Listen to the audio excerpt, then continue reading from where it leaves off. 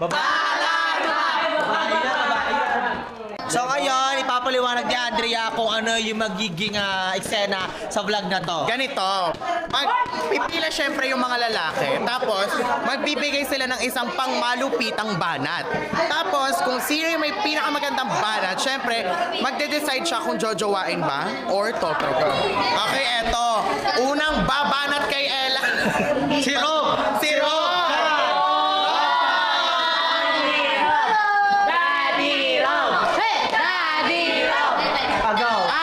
Ella, sana ulan ka na lang tapos lupa ko para kahit anong lakas mo sa akin bagsak mo. Ulit na yun, naulit na. Jojo, ano tropahin? Totropahin. Wensi naman! Wensi! Wait lang. Bago ka pumanat, sabihin mo muna, ay mga kawenwen. Hi mga kawenwen! Namit ka ba? Bakit? Kasi bagay tayo eh. Wait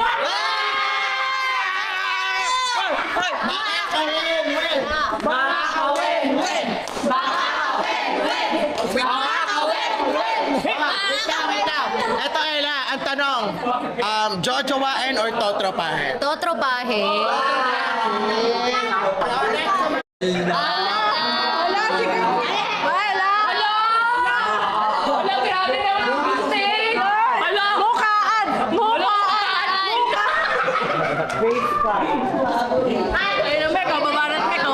Hindi, ano lang naman to, game lang naman to, jojowain or totropahin.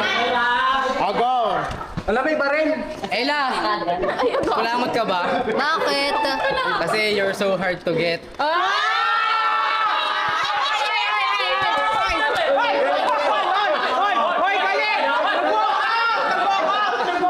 Nag-walk out si Markel! Wait lang. Ang tanong, jojowain or totropahin? Totropahin. Bakit puro totropahin naman? Eh, syempre, bahala sila, no? Ganda!